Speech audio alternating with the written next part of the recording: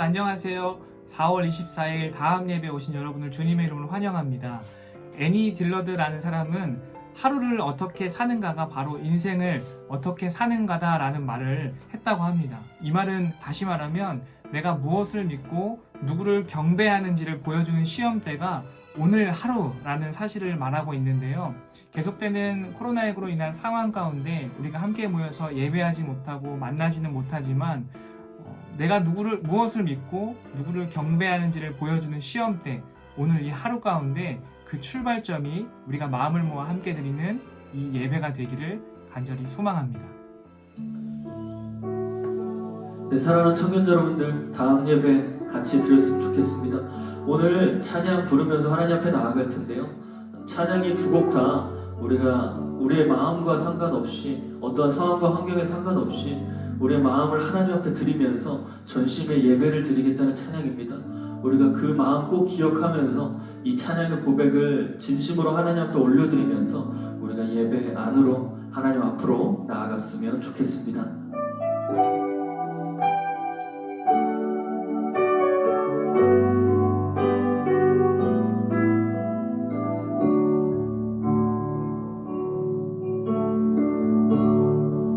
찬양의 열기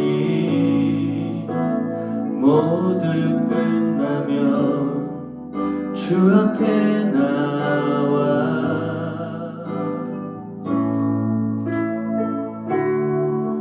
더욱 진실한 예배 드리네. 주님을 향한 영원하신 왕, 영원하신 왕, 표현치 못할 주님의 존귀.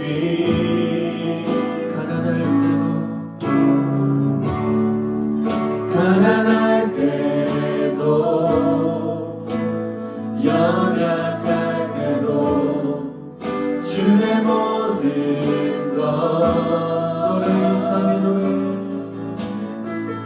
노래 이상의 노래 내 맘 깊은 곳에 주께서 원하신 것 화려한 음악보다 끝없는 열정보다 주심을 원하시죠. 주님께 드리는 마음의 예배, 주님을 위한 주님을 향한 노래, 주심 이름 예배 내려놓고 이제 나 돌아와 주님만 예배.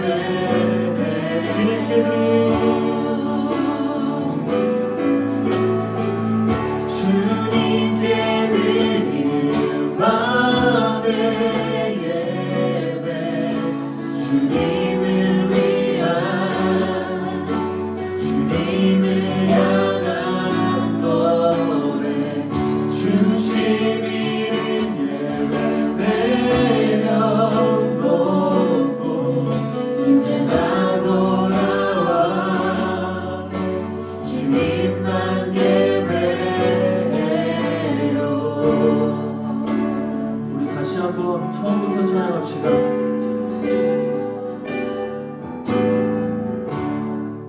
찬양의 열기 모두 끝나면 주 앞에 나와 더욱 진실한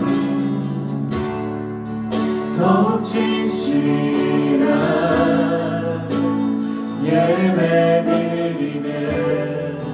주님을 향한 영원하신 왕, 영원하신 왕, 표현치 못할 주님의 존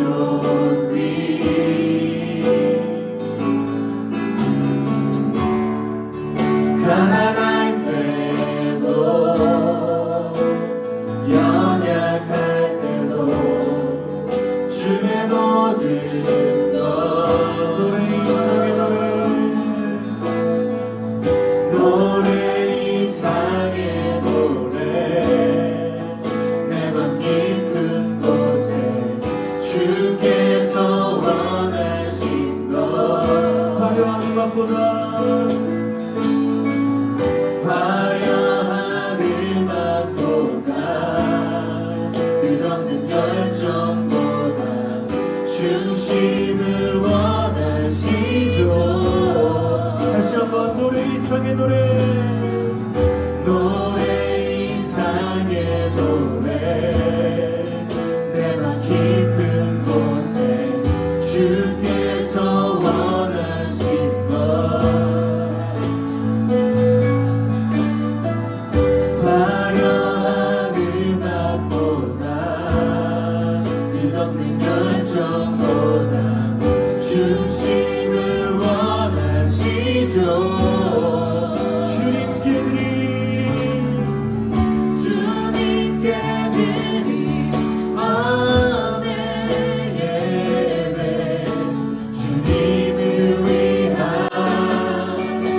주님을 향한 노래 중심을 내려놓고 이제 나 돌아와 주님만 예배해요.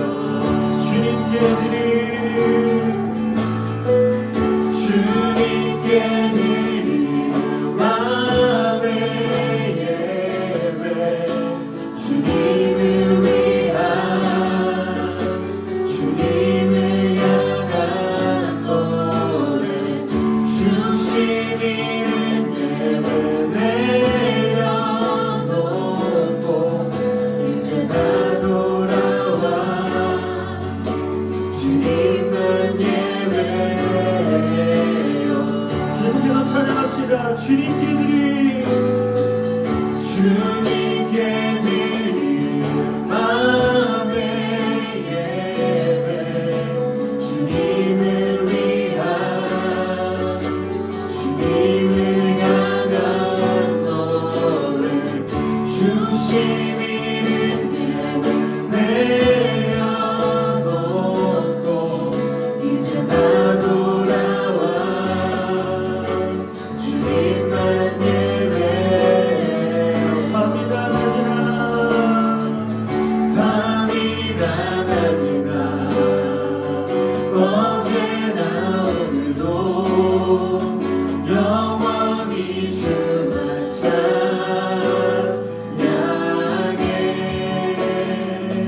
괴롭고 슬플 때 난당하여 넘어져도 언제나 주만 찬양하겠네. 밤이나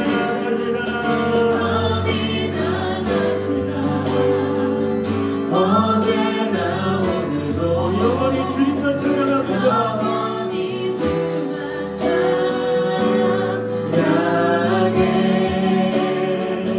괴롭고 슬플 때 난망하여 넘어져도 언제나 주만 찬양하겠네. 계속 찬양합시다. 밤이나 낮이나 어제나 오늘도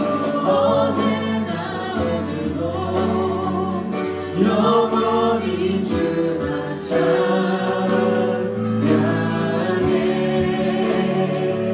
괴롭고 슬플 때 만나가여 넘어져도 언제나 주만 찬양하겠네.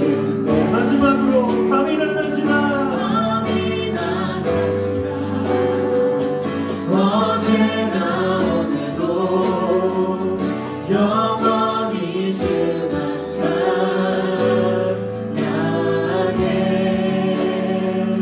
괴롭고 슬플 때 난망하여 넘어져도 언제나 주만 찬양하겠네. 밤이나 낮이나 어제나 오늘도 영원히 주만 찬양해.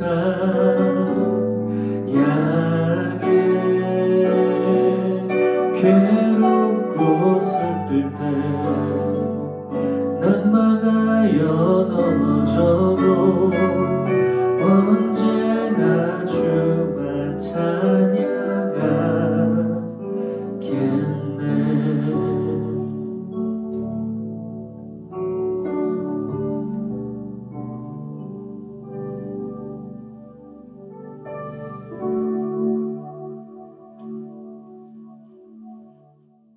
네, 다음 예배를 함께하는 여러분을 주님의 이름으로 환영합니다.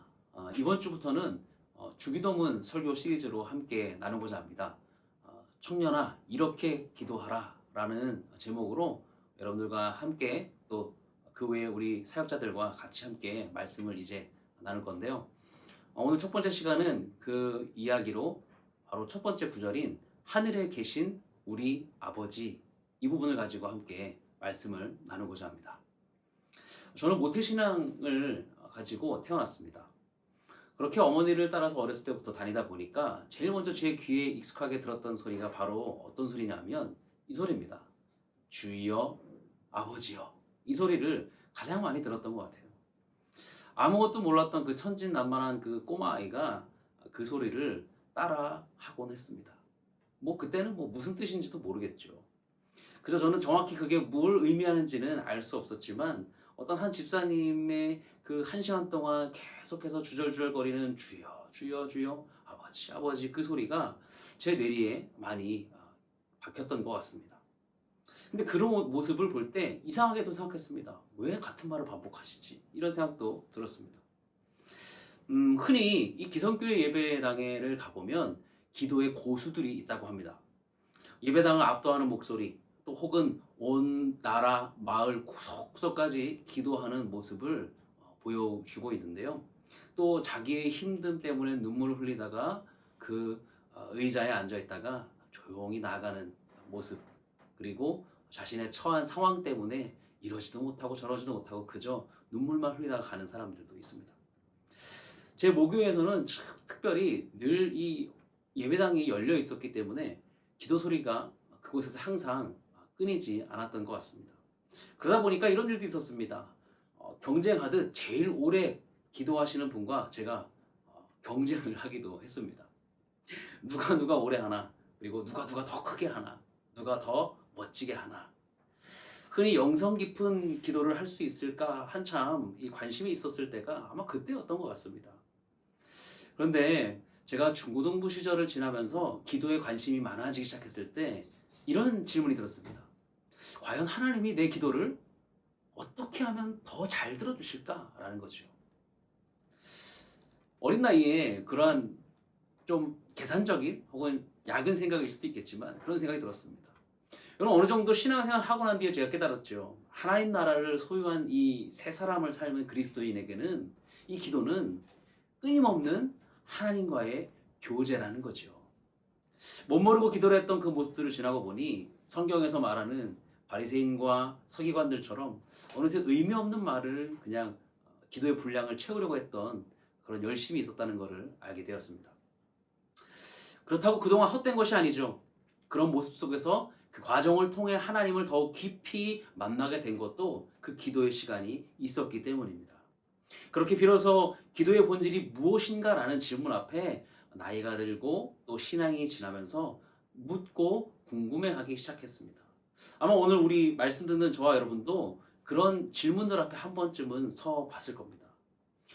오늘 본문 이야기를 하자면 십자가를 향하기 전에의 모든 일들은 하나님께서 우리들에게 하나님 나라를 향하는 이야기들입니다. 그런데 그 중에서도 직접적으로 가르쳐 주신 기도가 있는데요. 바로 오늘 이 본문이 그 예수님께서 가르쳐 주신 기도입니다. 오늘 구절을 보면 그러므로 이렇게 기도하여라 라고 말합니다. 그러므로라는 이 포용하는 이 내용이 이전의 내용을 잘 보면 바로 증언부원에 대한 이야기를 담고 있습니다. 이 증언부원이라는 말은 흉내내는 배우, 그러니까 가면을 쓰고 연기하는 사람이라는 의미의 표현이 있는데요. 예수님께서 바리새인과 서기관들을 책망할 때 사용했던 비유였죠. 즉 의미 없는 말을 주저리 연기하듯 떠드는 말로 기도드렸다라는 거죠. 예수님은 형식적으로 이 변질된 종교인들의 기도를 아주 맹렬하게 지적하셨습니다. 당시 종교 지도자들과 바리새인과 서기관들은 오랫동안 기도하는 사람, 그리고 한마디로 기도를 장황하고 길게 하면 당시 하나님과 내가 더 가깝고 신실한 사람처럼 보이는 것이 마치 그 당시에 유행하는 것, 인싸라고 하죠. 그러한 모양새를 갖고 있었던 것 같습니다. 당시 예수님은 그것을 보고 노골적으로 그들의 위선적인 행위를 본받지 말라라고 말씀하셨습니다. 그렇다면요, 여러분, 우리가 한번 생각해 볼 것이 있습니다. 여러분, 대체 기도란 뭘까요? 먼저 한국적인 정서를 보면 우리가 쉽게 생각할 때 이것이 있죠. 정한수를 정성스럽게 떠놓고 그 멍석을 펴고 무릎을 꿇고 옷을 입고 깨끗하게 입고 목욕을 하고 앉아서 비는 거죠. 여러분, 정성과 힘을 다하는 건 좋습니다. 그런데 중요한 것은 우리는 하나님과의 기도는 정성보다 하나님을 믿는 믿음 안의 순종과 믿음 안에 소통하는 것이 가장 중요하다는 거예요. 여러분, 잊지 마시길 바랍니다. 예수님께서 제자들에게 가르쳐 주신 이 기도는 그래서 쉽게 말해서 하나님과 대화하는 시간입니다. 입술로 고백하고 내 마음으로 하나님의 뜻을 듣고 느끼는 거죠. 여러분, 얼마나 좋습니까? 하나님을 향하여 마주하다. 참 멋지죠? 주기도문은 그렇게 여러분, 우리가 성경에 보면 마태복음과 그리고 누가복음에 이 말씀이 기록되어져 있습니다. 예수님은 늘 시간을 정해놓고 기도하셨죠. 또 곁에서 그 모습을 본 제자들 역시 그들도 기도가 라이프 스타일, 생활 자체였습니다. 그런데 당시 제자들과 종교 지도자들 사이에 예수님의 기도는 가히 충격적이다라고 말할 수 있습니다. 왜냐하면 하나님에 대해서 함부로 입에 올릴 수 없었던 그분에 대해서 지금 뭐라고 얘기하고 있기 때문입니다. 길게 중얼중얼 반복해서 하는 유대 당시의 문화와는 달리 예수님의 가르쳐주신 기도 스타일은 흔히 심플한 기도였습니다. 아주 명료하고 심플하고 그리고 강력한 기도였죠. 오늘 우리는 예수님께서 가르쳐주신 이 기도의 첫 시작인 하늘에 계신 우리 아버지여 라는 이 첫 소절을 가지고 오늘 저와 여러분들이 함께 이 기도의 문으로 들어가고자 합니다. 예수님은 하나님에 대해서 한마디로 요약하셨다는 점이 정말 놀랍습니다. 저도 이 말씀을 준비하면서 이 구절을 볼 때 참 예수님의 이런 비유의 표현은 정말 우리가 따라갈 수 없는 부분인 것 같습니다. 우리 신앙의 가장 중요한 하나님에 대한 고백, 이것이 핵심적인 내용이죠. 그래서 오늘 우리는 이 첫 소절인 하늘에 계신 우리 아버지라는 이 소절을 한 절 한 절 곱씹어서 같이 나눠보기로 합니다. 먼저 첫 번째입니다. 첫 번째는 하늘에 계신입니다. 그리고 부제를 달자면 하나님을 향하여 엎드리다입니다. 하늘에 계신 그리고 하나님을 향하여 엎드리다입니다. 본문에 나타난 기도문을 보면요, 하늘에 계신이라고 하는 이 기도의 대상을 분명히 말하고 있습니다. 하나님이 어디에 계시냐라고 했을 때 분명히 이 기도의 첫 소절은 하늘에 계신이라고 말합니다. 하늘이라는 이 단어는요, 두려움도 있습니다. 또 무서움도 있습니다. 고대의 이 문화적 표현으로 봤을 때 하늘에 비유하는 것은 그러한 두려움의 신적 묘사이기도 하죠. 그리고 하늘에 계신 하나님이라는 말은 다시 말해서 온 우주 만물을 지으신 하나님, 전능하신 하나님, 그리고 우리의 생활 구석구석 모든 곳에 편재해 계신 분이라는 사실입니다. 아멘이십니까? 그러므로 하늘에 계신 시공간을 초월하시는 하나님의 존재를 우리는 이 기도문을 통해서 만날 수 있어요. 카빈은 말합니다. 기독교 강요를 통해서 사람이 하나님을 인식하는 데는 두 가지가 중요하다. 창조주와 구속주로부터 그 지점으로부터의 출발이 중요하다라고 얘기합니다. 그런 의미를 가진 것이 바로 하늘에 계신입니다. 이처럼 우리를 지으시고요, 자녀 삼아주신 그분 앞에 우리는 날마다 인간적인 엎드림이 필요합니다. 하나님을 경외하고 하나님을 높일 때 우리가 하나님 앞에 나아갈 때 엎드림이 필요하다는 거죠. 그것은 두려워서든지 낮아짐이든지 존중이든지 배려든지 그런 엎드림은 우리들에게 반드시 필요하다는 사실입니다. 구약의 에스라 1장에 보면 이 이스라엘 포로들의 귀환을 명령했던 이 바사왕, 페르시아의 고레스 왕이 이 바벨론을 멸하고 이스라엘을 해방시켰던 왕이었는데요. 당대 최고의 권력자였던 그는 자신의 업적이 자기의 의가 아니라 하나님의 능력으로 이루어졌다는 사실을 고백했던 사람입니다. 이방 왕이었지만 하나님을 향해서 그가 말했던 표현은 정말 놀랍습니다. 뭐라고 말하냐면 하늘의 신, 하늘의 하나님, 참 신이라고 고백합니다. 여러분, 이처럼 내가 믿는 하나님이 어떤 하나님인가 라고 고백한다는 것은 그 신앙의 근간이요 바탕이 됩니다. 어려운 일이겠지만 계시된 말씀과 삶 속에서 내가 기도하는 그 대상이 무엇을 인정하는가가 중요하죠. 그렇습니다. 우리는 예수님을 통해 하나님의 존재를 본다는 사실을 기억하시길 바라요. 그냥 무의식적으로 저 위에 계신 분, 조금 더 높이 계신 분이라고 그렇게 그 정도가 아닙니다. 하나님은 세상을 다스리시는 통치자요, 우리에게 말씀하시는 분이십니다. 예수님께서 오늘 이 가르쳐 주신 말씀, 하늘에 계신이라는 이 의미는 아주 명료하고 심플하면서도 많은 것을 함축하고 있다는 사실을 저와 여러분은 기억하셔야 합니다. 다시 말해 하늘에 계신이라는 이 말은 우리의 기도의 대상이실 뿐만 아니라 세상을 만드시고 심판하시고 또 사랑이시며 은혜와 그리고 자비가 풍성하신 구원의 하나님이죠. 벌써 여러분 저도 이렇게 많은 수식어들이 붙게 되죠. 그래서 하나님을 뭔가 딱 하나로 말하기는 정말 쉽지 않습니다. 그런데요, 가장 중요한 건 우리가 경외해야 할 분이라는 거죠.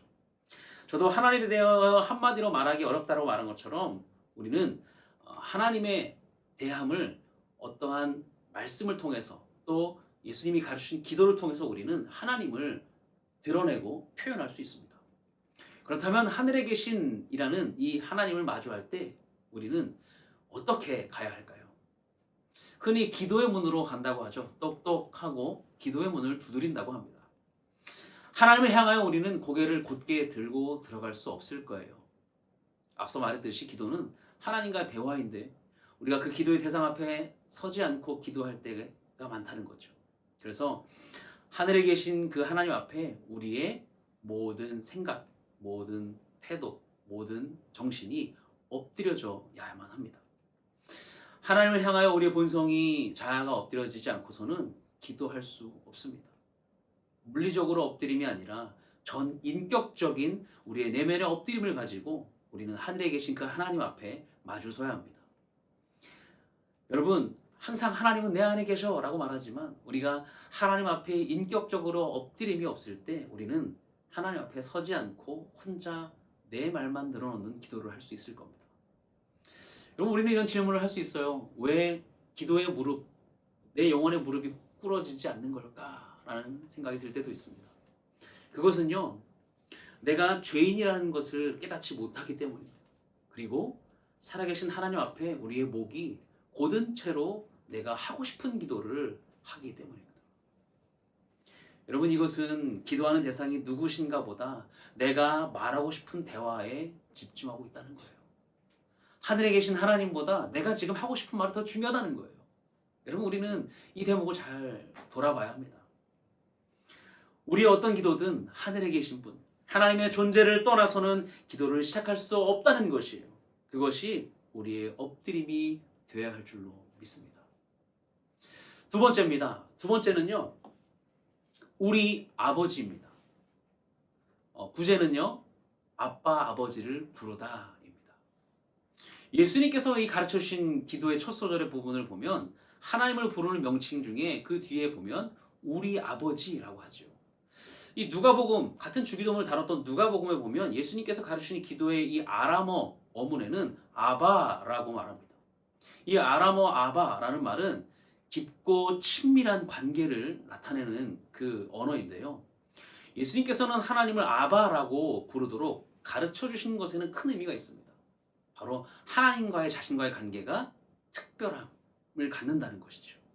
그리고 그 특별함이 누구에게 부여됐다고요? 바로 저와 여러분에게 부여됐다는 사실이죠.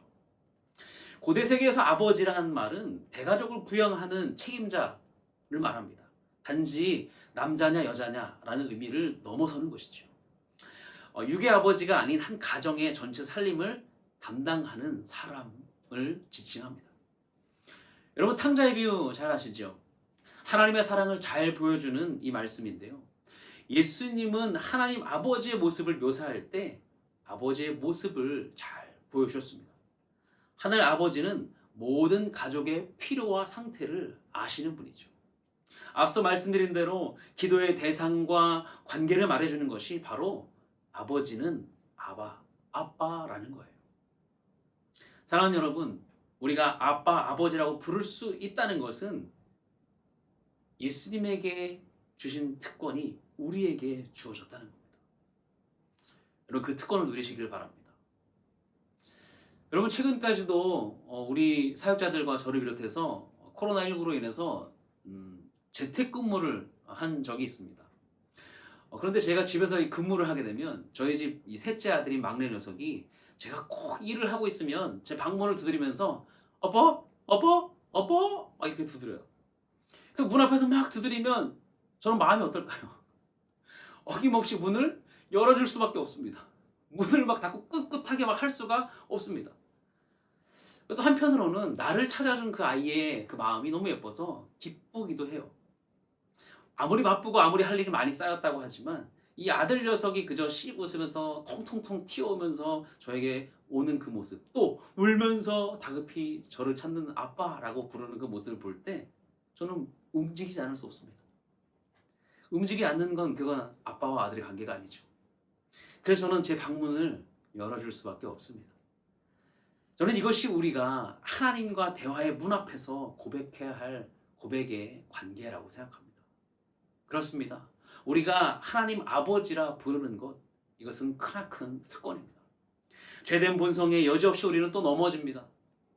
주여, 우린 또 넘어집니다. 오늘 하루를 힘겨워합니다. 라고 고백하죠. 우리 하나님은요, 그런데 그 중에서도 기도하는 여러분의 그 모습을 보고 그 기쁨을 이기지 못할 만큼의 그 기도의 내용과 상관없이 우리를 기뻐하신다는 사실을 믿으시길 바랍니다. 또 한 가지, 그리고 오늘 이 기도에서 기억할 것은 바로 아버지 뒤에 뭐라고 써있죠? 우리입니다. 주기도문에 이 우리라는 말은 무려 6번이나 나타나는데요. 이것은 개인뿐만 아니라 예수를 믿는 나와 다른 사람과도 연결된 우리 아버지라는 거죠. 다른 사람에게도 동일한 아버지시라는 것입니다. 공동체를 포함하죠. 그래서 우리가 기도할 때 세상을 보고 내 주변에 있는 소중한 사람들에 대해서도 열린 마음이 필요합니다. 하나님 나라는요, 개인을 넘어 예수를 주로 고백하는 하나님의 사람들과 함께 누리는 것이 하나님의 나라예요. 그러므로 우리가 어떤 상황에 놓여도 아버지께서 우리를 높여주실 만할 때 높여주실 것이고, 또 우리가 어떤 상황에 놓일지라도 아버지께서 우리가 낮춰줘야 할 때 낮춰주시는 아버지를 신뢰하는 저와 여러분이 되시기를 주님의 이름으로 축원합니다. 이 말씀을 마무리합니다. 주기도문에 많은 이야기들이 앞으로 이어질 텐데 그 중에서 오늘 우리는 하늘에 계신 우리 아버지라는 이 구조를 같이 살펴봤습니다. 여러분, 기도는요, 내가 이루고자 하는 것을 이루는 마법을 부르는 주문이 아닙니다. 우리가 잠시 동안 이 땅에서 하나님 나라를 사는 삶에서 반드시 이루어져야 하는 하나님과의 대화, 소통입니다. 그러므로 앞서 나누듯이 우리가 아무런 준비 없이 기도의 문을 두드려서는 안 됩니다. 내 말만 하고 끝내는 대화가 돼서는 안 됩니다. 하늘에 계신 하나님의 위엄과 그 크심, 창조와 구속 앞에 엎드려지는 저와 여러분이 되시기를 간절히 축원합니다. 또한 우리가 부를 수 있는 이름이 있죠. 우리 아버지, 아버지. 여러분, 이 특권을 놓치지 않기를 바라요. 기도할 때요, 많이 쓰십시오. 많이 사용하십시오. 과할 정도로 많이 사용하십시오. 괜찮습니다. 비로소 어렸을 때 아버지, 주여 라고만 연신 외쳤던 그분들의 그 신앙의 모습을 조금 알 것 같습니다. 여러분, 하늘에 계신 우리 아버지, 너무 거룩해도 너무 가볍지 않지만 하나님의 자녀로서 내가 그 이름을 부른다는 것, 그 크신 하나님 앞에 내가 세워져 간다는 것을 잊지 마십시오. 그래서 우리의 이 기도는 하늘에 계신 우리 아버지로 시작한다는 거예요. 오늘 이 하늘에 계신 우리 아버지요 라고 하는 이 구절 말씀을 준비하며 제가 좀 정리된 글이 생각이 났습니다. 제가 좀 이렇게 끄적끄적 적어봤는데요. 이렇게 기도에 대해서 저도 정의가 되더라고요. 이렇게 좀 생각해봤습니다. 기도는 하나님을 움직이게 하는 것이 아니라 하나님 앞에 내가 움직여진다. 이것이 기도다 라고 저는 이 말씀을 준비하면서 그런 제 마음 가운데 하나님 주신 울림이 있었습니다. 사랑하는 청년 여러분, 하나님 나라를 사는 삶을 사는 이들의 엎드림 그리고 부르짖음이 오늘 이 혼돈과 또 갈망과 외로움의 시대를 살아가는 저와 여러분 가운데 있는 참된 기도 그리고 하나님을 향한 기도가 되기를 주님의 이름으로 축원합니다. 질문을 드릴 텐데요. 세 가지입니다. 첫 번째는 기도의 문을 열기 전 하늘에 계신 창조와 구속의 하나님 앞에 나의 엎드림의 모습을 가지고 있는가? 나는 과연 엎드림의 모습을 갖고 살고 있는가? 라는 거죠. 두 번째는 나는 하나님과의 대화의 시간인 기도를 통해 하나님 나라를 선언하고 발견하고 있는가입니다. 그렇죠? 그리고 세 번째는 나의 기도 속에 우리라는 나와 다른 이들을 향한 기도가 드려지고 있는가랍니다. 그래서 이 세 가지를 놓고 우리가 좀 생각해 봤으면 좋겠습니다. 사랑하는 청년 여러분, 앞으로 우리가 이 주기도문을 가지고 함께 깊은 기도의 문을 열고 하나님 앞에 나아갈 텐데 더욱더 여러분의 하나님과의 소통, 대화가 더 깊어지는 이 시기가 되기를 주님의 이름으로 간절히 축원합니다. 4월 24일 다음 예배 광고입니다. 첫 번째입니다. 예배 정상화를 위하여 4월 26일부터 제한적으로 예배가 재개됩니다. 우선 임직자, 사역자, 봉사자, 교구, 지역장 등으로 예배를 함께 드리게 됩니다. 청년 교구는 VG 리더만 해당됩니다. 예배 정상화를 위하여서 함께 기도해 주세요. 그리하여 우리가 한자리에 모여 함께 마음껏 찬양하고 말씀 듣기를 소망합니다. 아울러 지금 여러분이 계시는 그곳도 하나님이 계시는 곳임을 기억하며 교회로 그리스도인으로 살아가시는 여러분 되기를 소망합니다. 두 번째입니다. 큰숲 맑은 샘 5호로가 나왔습니다. 구매처는 큰숲 베이커리 사동, 고잔동, 부곡동점에서 구매가 가능하며 주보 6면에 보시면 총 14곳에서 판매를 하고 있으니 참고해 주시면 감사하겠습니다. 다음 예배는 다음 주에도 변함없이 금요일 저녁 8시에 여러분들을 찾아갑니다. 말씀으로 은혜를 누리는 귀한 시간이 되기를 소망합니다. 오늘도 받은 말씀을 기억하며 말씀으로 살아내는 청년 그리스도인이 되시기를 소망합니다. 감사합니다.